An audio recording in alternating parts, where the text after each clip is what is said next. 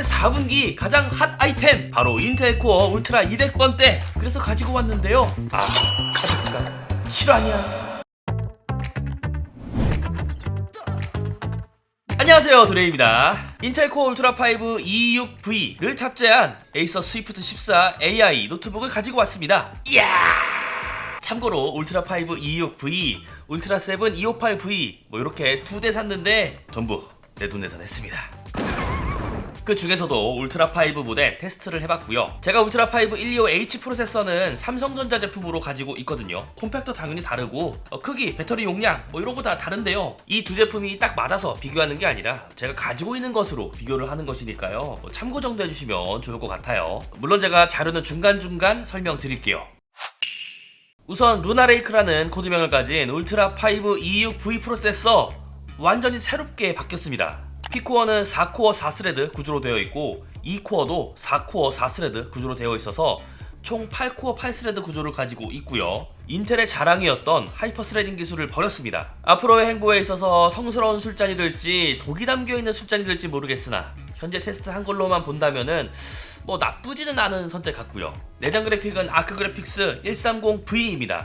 얼마나 성능이 좋아졌나 기대가 되는 부분이고, 램은 16GB에 512GB 저장 장치 세팅이 되어 있습니다. 디스플레이는 14인치 1920x 1200 400니트의 P3 영역 100%를 보여주고 있는 올레드 패널을 쓰고 있고요. 힌지 각도는 180도 지원합니다. 그리고 윈도우 11 홈 정품이 탑재되어 있는 것도 굉장히 좋다고 생각을 하고, 디자인도 준수하고 깔끔합니다. 예, 진짜 업무용 표준 노트북이라고 생각을 하면 되고요. 화면을 보면은 여기 모서리 커팅이 되어 있거든요. 요런 부분에서 고급스러움이 느껴지기도 합니다. 그리고 백라이트 키보드 지원하고 AI 기능을 쓰면 트랙패드에서 빛이 나온다는데, 코파일럿 키를 누르면은 빛이 켜지고 AI 기능이 활성화될 때도 깜빡깜빡 하거든요. 뭐가 들어간 걸까요? 그거 알죠. 그런데 뭐라고요? 정도로 보면 될 것 같고요. 여기 있는 포트 구성도 무난합니다. 썬더볼트 2개가 지원되기 때문에 USB 허브 하나 정도만 더 구매하면은 포트에 대해서는 전혀 신경 안 써도 될 것 같아요. 그리고 무게가 상당히 가볍다는 점도 장점이지 않을까 그러한 생각이 듭니다. 이제 본격적인 영상 시작이죠.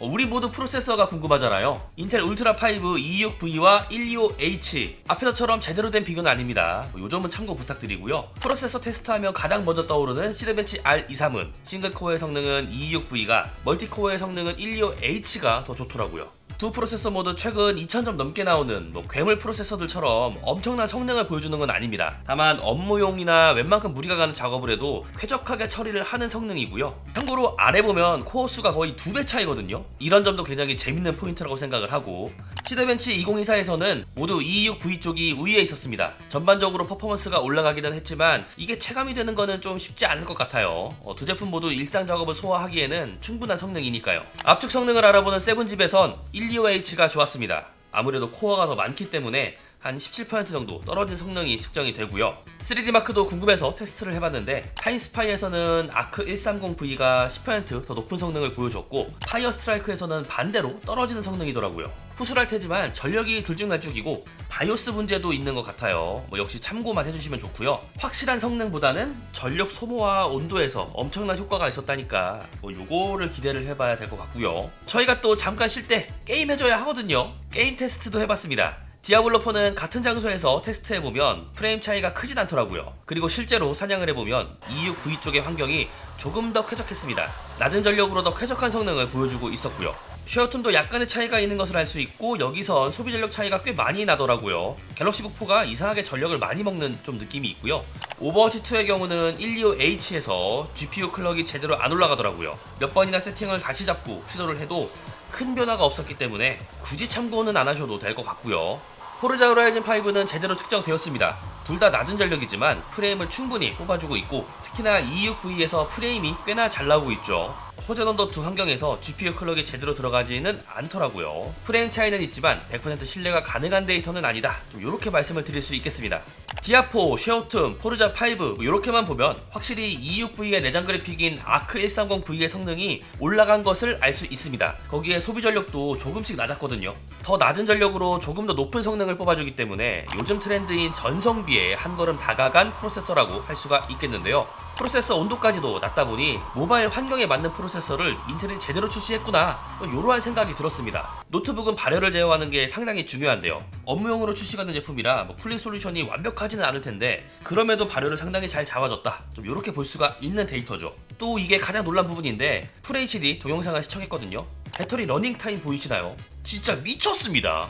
물론 배터리가 20% 이하일 때 에코 모드로 설정을 해두었는데요. 측정 시간에 20% 정도를 없앤다고 해도 125H 대비 한 3시간에서 4시간은 더 쓸 수 있습니다. 외부에서 어댑터나 보조 배터리가 없어도 업무 시간 내에 충분히 쓸 수가 있다는 건 상당한 강점이라고 보여지고요. 요즘 NPU 중요하잖아요. NPU 성능도 측정해줘요. 그래서 긱벤치 AI로 테스트해봤는데요. AI 프레임워크가 전부 다 다르기 때문에 정답은 아닙니다만 긱벤치가 정한 틀 안에서는 이런 성능이다, 요 정도로 보시면 좋을 것 같고요. 확실히 1세대 상위 모델보다 좋아졌습니다. 155H는 비교하기 민망한 수준이고요. 아이폰 뉴럴 엔진 성능이 진짜 좋더라고요. 스냅드래곤과 비교해보면 반정 밀도는 좋은데 양자화에서는 조금 떨어지고요. RTX 4060은 단정 밀도, 반정 밀도 성능이 진짜 좋더라. 4090도 시간이 지나면 테스트를 해봐야겠다, 좀 이러한 생각이 들었습니다. 앞에서도 얘기했지만 참고 정도만 해주시면 되겠습니다.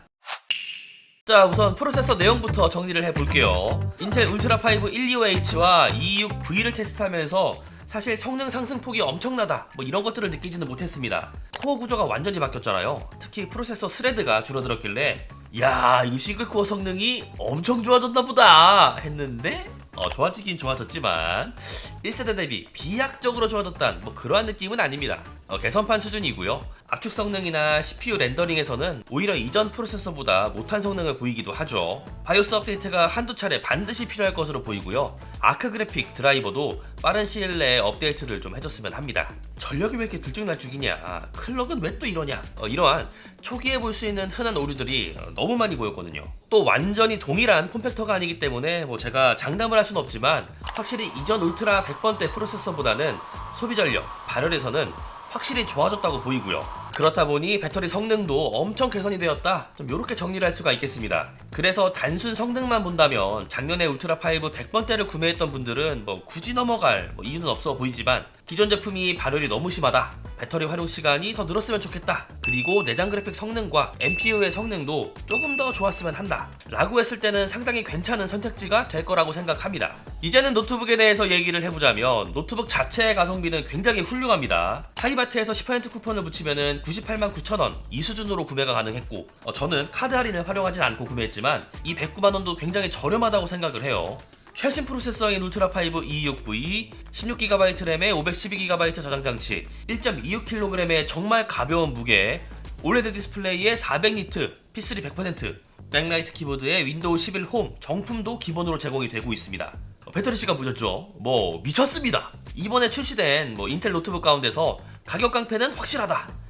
가성비 노트북을 구매해야 한다면은 당분간은 이 제품만한 건 없을 것 같고요. 다만 주사율이 60Hz라서 기본적인 업무 외적으로 예를 들면 FPS 게임 같은 거를 하게 되면 조금 아쉬울 수 있을 것 같고요. 물론 게임하라고 만든 노트북은 아닙니다. 그리고 화면을 가까이 보면 올레드 특유의 그 자글거림이 보입니다. IPS 패널을 보다가 에이서 스위프트 이 올레드를 보면은 확실하게 느낄 수가 있는데요. 당연히 멀리 떨어지면 떨어질수록 덜 보이기도 하고요. 이런 것에 조금 둔감하신 분들이라면은 오히려 색감이 쨍하고 화면 밝기 높고 이러한 부분을 더 좋아하실 것 같기도 합니다. 올레드 호불호에 따라서 나뉠 것 같고요. 전력 모드를 설정해줘도 시간이 지나면서 전력이 자꾸 낮아지는 그러한 문제점이 있는데 요거는 바이오스 업데이트를 통해서 확실히 잡아줬으면 하는 좀 그러한 바람을 끝으로 루나레이크를 탑재한 노트북 에이서 스위프트 14 AI에 대한 영상은 여기서 마무리하겠습니다. 영상 재밌었다면 구독과 좋아요 해주시는 것 잊지 마시고요. 그럼 다음에 또 보자고요. 안녕. 제가 지금 기억나는 하나의 포인트를 꼽으라고 한다면은 얘가 배터리 용량이 높은 게 아니에요. 그런데 18시간이라 모바일 프로세서 그 이름에 딱 맞네요.